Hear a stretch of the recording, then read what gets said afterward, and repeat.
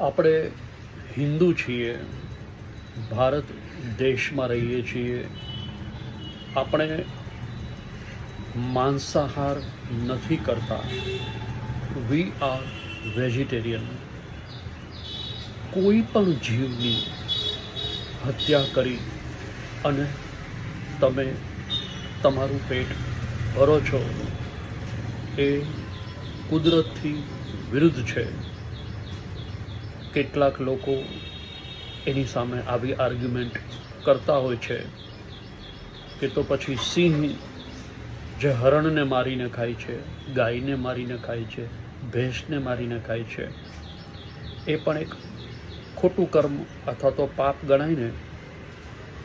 ના, આ નિર્ણય આપણે નથી લેવાનો. આ નિર્ણય કુદરતે લીધો છે. ઈશ્વર, કુદરત જે કહો તે, એણે સૃષ્ટિની રચના કરી છે.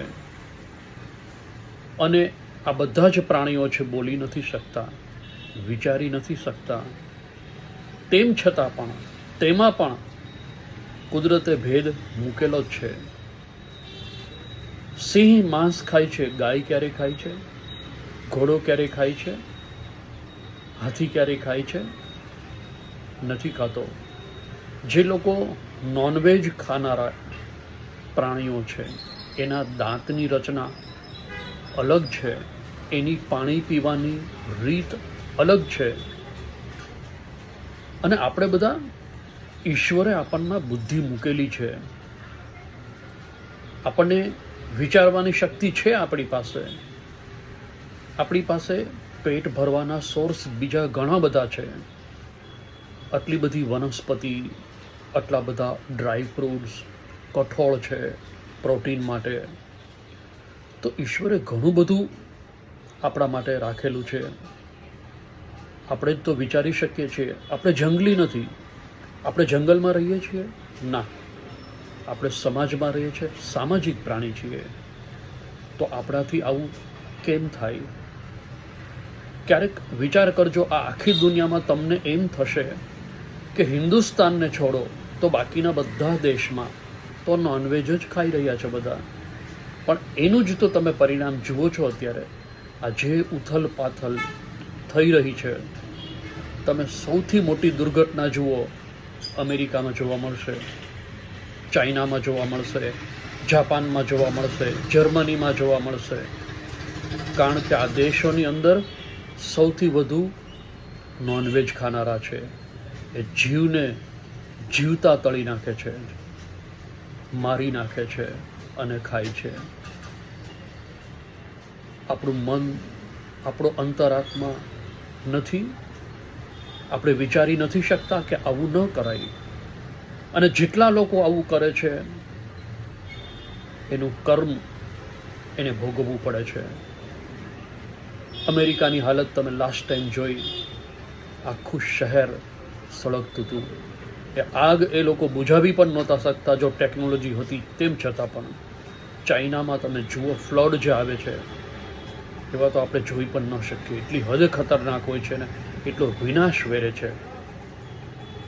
જાપાનમાં તમે જુઓ, સુનામી, હાલતા સુનામી હોય છે.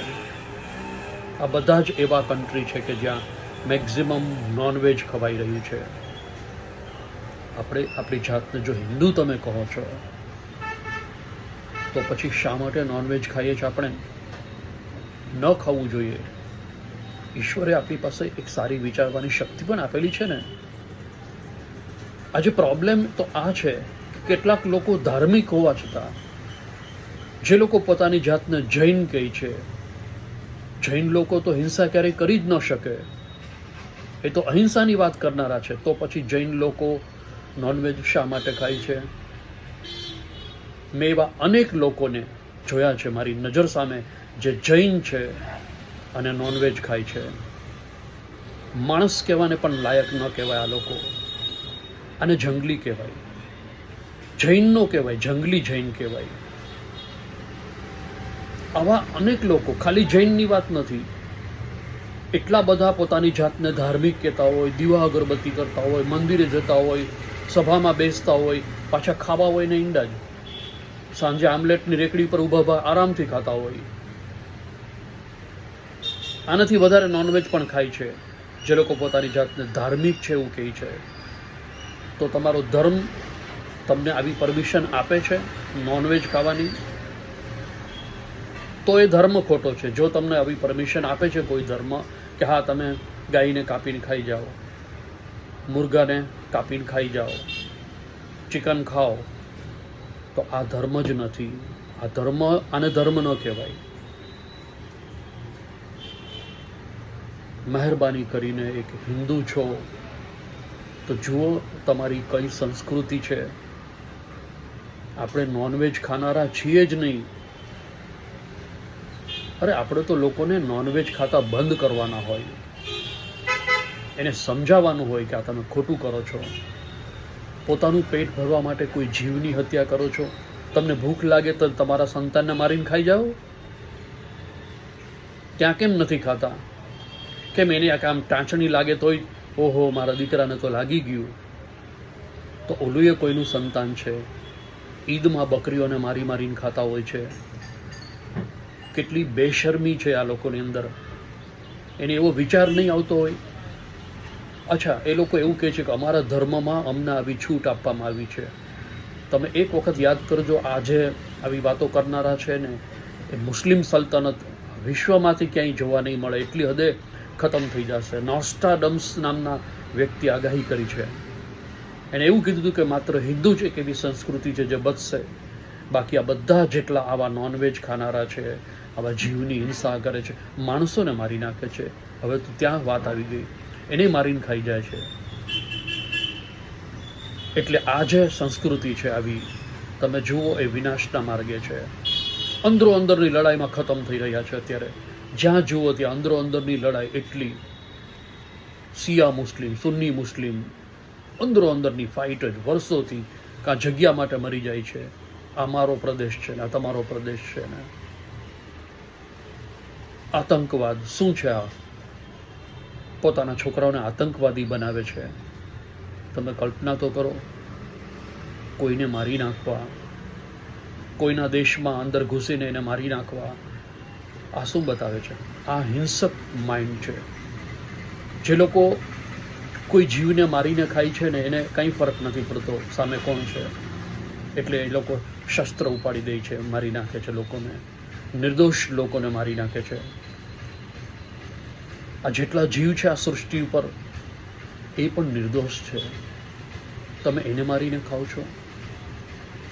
તમે કુદરતનો આ એક રીતે તમે જુઓ તો બહિષ્કાર કરેલો છે. પ્રકૃતિને સાચવવાની હોય, પ્રકૃતિનું જતન કરવાનું હોય. આવી સુંદર મજાની પૃથ્વી, એમાં તમને જન્મ મળેલો છે તો પૃથ્વીનું ઋણ ચૂકવો. આ તો નદીઓના નહેર, એના માર્ગ લોકો બદલી નાખે છે. પછી શું થાય? પછી નદી એનું રૌદ્ર સ્વરૂપ ધારણ કરે. અને જે હમણાં ઘટના બની એવી ઘટનાઓ આપણા દેશમાં બનવાની જ છે. તમે કુદરતી રીતે એક નદી જાય છે એનું વહેણ, એના માર્ગ બદલી નાખો છો. દરિયામાં તમે અંદર અંદર અંદર અંદર કાપી કાપીને એમાં મકાન બનાવો છો, ફ્લેટ બનાવો છો, રિસોર્ટ બનાવો છો. એટલે તમે કુદરતને ડેમેજ કરો છો. એનું પરિણામ ભોગવવાની તૈયારી તમારે રાખવી જ પડે.